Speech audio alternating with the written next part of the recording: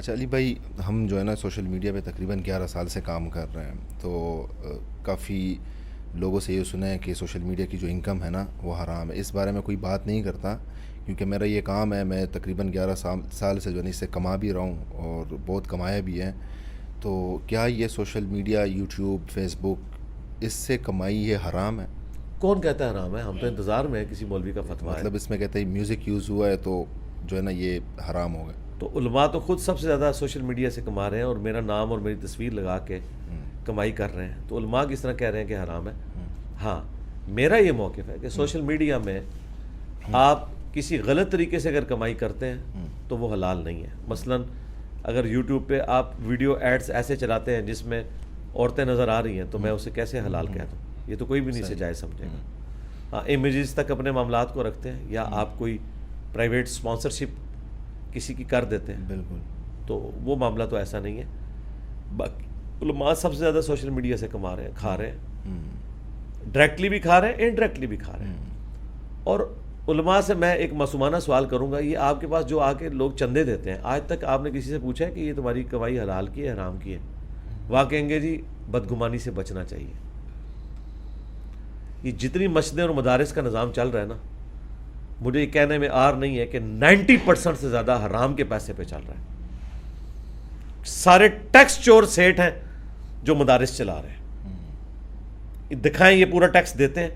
انہوں نے باقاعدہ اپنے مینیجرز بھرتی کیے ہوئے ٹیکس چوری کے لیے، اور یہ اس طرح کی چیزوں سے کما کے اس میں سے کچھ مدارس کو دے دیتے ہیں.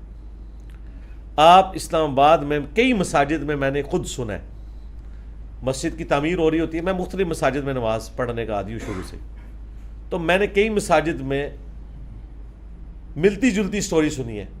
جی اللہ کا فضل ہے، ہم نے یہ مسجد کی کنسٹرکشن کا کام شروع کیا، ہمارے پاس پیسے نہیں تھے، تو اچانک ایک دن ایک گاڑی آ کے وہاں رکی. انہوں نے دیکھا کام ہو رہا ہے تو اس نے کہا کتنا خرچہ ہے، تو انہوں نے چیک لکھ دیا. ان کو کوئی پتہ نہیں ہے کہ یہ سمگلر ہے، ہیروئن سمگل کرتا ہے، یا دوائیوں کی اس کی فیکٹری ہے جس سے یہ حرام کما رہا ہے، اس میں غلط دوائیاں بیچ کے. کوئی پتہ نہیں ہے. کہتے ہیں اللہ نے بندہ بھیج دیا. اس بندے کی کبھی انہوں نے تحقیق نہیں کی ہے. آج تک کبھی جنازہ پڑھانے کے اوپر، نکاح پڑھانے کے اوپر کسی نے ان کو پیسے دیے، انہوں نے کبھی تحقیق نہیں کی ہے. دوسروں کی کمائیوں کے اوپر ان کی نظر ہے. ہم تو ان پرنسپل یہ بات سمجھتے ہیں کہ مدارس، مساجد کا بھی زیادہ تر نظام حرام کے اوپر ہی چل رہا ہے، کیونکہ جو ان کے فائنانسر ہیں نا وہ حرام کھاتے ہیں، حرام کماتے ہیں. مجھے بتائیں کئی پراپرٹی ڈیلرز، بڑی بڑی ان کی ہاؤسنگ کالونیز ہیں، ٹھیک ہے، ان کے یہ ملازم ہیں، ان سے یہ چندے لے کے مسجدیں بناتے ہیں، اور خود ان کو پتہ ہے یہ کتنے بڑے ڈان ہیں، انہوں نے کس طریقے سے مال کمایا ہوا ہے. مجرمانہ خاموشی ہے. تو میں وہ پہلو بھی بیان کر رہا ہوں. اس طرح میرا موقف تو یوٹیوب کے حوالے سے شروع سے ریکارڈ ہے کہ امیجز تک معاملات درست ہیں. ویڈیو ایڈز میں آپ اوائڈ کر ہی نہیں سکتے بے پردہ عورت کو. اور پاکستان میں تو جو عورتیں نظر آتی ہیں جو یورپ امریکہ میں ہیں وہ تو چھوڑ دیں. تو آپ دیکھ لیں جتنے علماء ہیں سب نے سوائے اکا دکا کے سب نے ویڈیو ایڈز آن کیے. اچھا، آپ کا چینل جو ہے نا وہ مونیٹائز نہیں ہے، تو اس سے آپ نہیں، مونیٹائز ہے، مونیٹائز ہے، ویڈیو ایڈز کے اوپر نہیں. ویڈیو ایڈز نہیں ہے. تو اگر آپ لگاتے ہیں ایڈز اور آپ اس سے پیسے کماتے ہیں، اور وہ جو ہے نا آپ پھر اس سے مدرسہ بناتے ہیں یا کوئی دین کی جس طرح باقی ہیروئن کے اسمگل بنا رہے ہیں، نہیں میں نہیں یہ کام کرتا. نہیں. اچھا، یہ ایڈ جو یوٹیوب کی طرف سے ایڈز آ رہے ہیں، آپ وہ بول رہے ہیں کہ وہ ٹھیک نہیں ہے؟ جی ظاہر ہے، میں ان کو پلیٹ فارم دے رہا ہوں نا. اچھا، ہاں، ویڈیو ایڈز کے لیے مجھے انہوں نے تھرائز کیا نا کہ میں آف کر سکتا ہوں. ٹھیک ہے، دیکھیں ایک یہ ہے کہ راہ چلتے میں جراثیم انہیل کر لوں، ٹھیک ہے، اس کی کوئی معافی ہو سکتی ہے، میرا اختیار نہیں ہے. لیکن آپ میرے سامنے امرود کاٹ کے رکھیں اور اس میں کیڑے نکل آئیں اور میں کہوں کہ نہیں یار اتنے جراثیم جاتے ہیں، چلو بسم اللہ پڑھ کے یہ بھی جانے دو، تو یہ تو نہیں ہو سکتا یہ بات. اچھا، ایک مولانا کا میں نے بیان سنا تھا، سوشل میڈیا پہ آیا تھا. اس نے بولا تھا کہ کرکٹ کھیلنا اور دیکھنا جو ہے نا یہ حرام ہے. تو اس بات میں بھی سچائی ہے؟ نہیں، ایسی کوئی بات نہیں ہے. باقی جوا وغیرہ اس کے اوپر نہیں ہونا چاہیے. کرکٹ دیکھنے میں، کھیلنے میں کوئی مسئلہ نہیں. اچھا، اور یہ کالر جو ٹائی جس سے ہم باندھتے ہیں، اس کے بارے میں بھی بتایا ہے کہ یہ بھی ٹھیک نہیں ہے. کالر میں نے تو خیر کبھی استعمال نہیں کیا، میں تو بین ہی شروع سے استعمال کرتا ہوں. باقی کالر میں بھی کوئی مسئلہ نہیں. ٹائی بھی کوئی غیر اسلامی لباس نہیں ہے، اور اسلامی لباس تو انہوں نے نہیں پہنا ہوا. نبی الاسلام نے تو تہمد استعمال کیا ہے، علماء تو شلوار پہنتے ہیں. تو پھر یہ کہیں گے نہیں یہ زیادہ پردے والا لباس ہے. تو بس ٹھیک ہے, لباس باریک نہیں ہونا چاہیے کہ جسم نظر آئے, اتنا چست نہ ہو کہ جسم کی حید نمایاں ہو, اور مخالف جینڈر والا نہیں ہونا چاہیے کہ مرد عورتوں والا لباس پہنے, عورتیں مردوں والا لباس پہنے. تو باقی ٹھیک ہے, لباس کے اندر آسانی ہے. صلیب نشان ہے, جو مذہبی نشان ہے نا کسی بھی ریلیجن کا, وہ آپ اگر اڈاپٹ کرتے ہیں, مثلا ماتھے پہ سندور لگا لیتے ہیں ہندوؤں والا, یا ہاتھ میں سکھوں والا کڑا پہن لیتے ہیں, یا گلے میں سلیب لٹکا لیتے ہیں, تو یہ ہے من تشبہ بقوم فہو منہم, جس نے جس قوم کی مشابہت کی وہ اس میں. ٹائی تو بھائی ہندو بھی باندھتا ہے, سکھ بھی باندھتا ہے, مسلمان بھی باندھتا ہے, یہ کوئی سلیب کی نشانی نہیں ہے, یہ بالکل غلط بات ہے, جھوٹ مشہور کیا میں نے. تو ٹائی میں نماز پڑھ سکتے ہیں؟ کیوں نہیں, ویٹیکن سٹی کے پوپ نے کبھی ٹائی پہنی ہے؟ کوئی دیکھیے آپ نے, اس نے سلیب ہی لٹکائی ہوتی ہے, تو ٹائی کہاں سے نشان ہو گیا.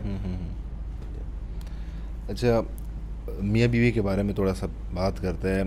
ایک شوہر ہے, وہ اپنی بیوی پہ ظلم بھی کرتا ہے, اس کے اوپر چیٹ بھی کرتا ہے, اور بیوی کو پتہ ہے کہ یہ کر رہا ہے, چیٹ کر رہا ہے میرے اوپر, لیکن وہ جو ہے نا گھر بھی نہیں جا سکتی کیونکہ تانے سننے پڑتے ہیں. تو اس کے لیے کیا حکم ہے؟ صبر ہی کرے جی, میں اور کیا کر سکتا ہوں, اور تو کوئی علاج نہیں ہے. اور دعا کرے کہ اللہ تعالیٰ اسے ہدایت دے, اور جب خامند کا موڈ اچھا ہو تو اس تک حق بات پہنچانے کی کوشش کرے, دیٹس آل, اور تو کوئی سلوشن نہیں ہے. صحیح. اور جو شوہر اپنی بیوی کو مطلب باہر بھی لے جاتا ہے, خوش بھی رکھتا ہے, ساری چیزیں کرتا ہے, لیکن بیوی پھر بھی خوش نہیں ہوتی, اس کے لیے تو وہ نبی الاسلام کو یاد کر لے. نبی الاسلام بھی اپنی بیویوں سے خوش کوئی نہیں تھے, اس حوالے سے کہ انہوں نے ان کو تکلیفیں دی.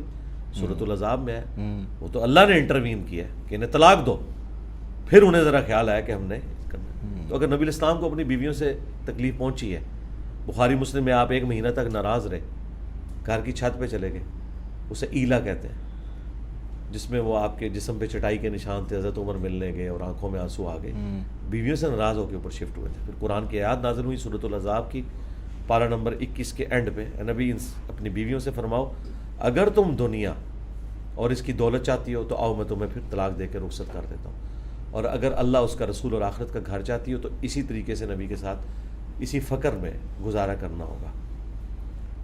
تو ان کی خوش نصیبی تھی کہ اللہ نے انہیں توفیق دے دی توبہ کی, اور انہوں نے اپنی اصلاح کر لی. تو وہ اگر نبی کو اپنی بیویوں سے تکلیف پہنچی ہے, ہمیں پہنچے تو کوئی مسئلہ نہیں ہے. بخاری مسلم میں حدیث ہے, عورت ٹیڑھی پسلی سے پیدا ہوئی ہے, اسے نفع حاصل کرو, سیدھا کرنے کی کوشش نہ کرو, اسے توڑ بیٹھو گے, اور طلاق دینا اسے توڑنا ہے. بخاری میں حدیث ہے کہ میں اپنی وفات کے بعد تمہارے لیے سب سے بڑی آزمائش تمہاری بیویاں, عورتیں چھوڑ کے جا رہا ہوں. ٹھیک ہے. مسلم شریف میں حدیث ہے کہ کوئی مرد اپنی عورت سے بغض نہ رکھے, بس کوشش کرے. مسلم شریف میں ایک اور حدیث ہے کہ دنیا برتنے کی جگہ ہے اور سب سے بہترین سرمایہ نیک بیوی ہے. تو آپ نے گیون سرکمسٹانسز میں اس طرح کے معاملات کو لے کے چلنا ہے. اور ایک اور حدیث ہے جس سے شاید آپ کو صبر آ جائے, وہ بخاری مسلم دونوں میں, کہ عورت کا یہ حال ہے کہ پوری زندگی اسے سکھی رکھو, ایک دفعہ بھی تم سے اسے تکلیف پہنچ جائے تو یہ کہے گی جب سے تیرے عقد میں آئی ہوں میں نے سکھ کا ایک دن بھی نہیں دیکھا. یہ تو نبی الاسلام فرما رہے ہیں کہ ایسا ہوگا. تو میرے خیال ہے جب بیوی ناراض ہو تو آپ کہا کریں صدق رسول اللہ, رسول اللہ نے سچ کہا تھا, اور اس کو انجوائے کیا کریں. اچھا,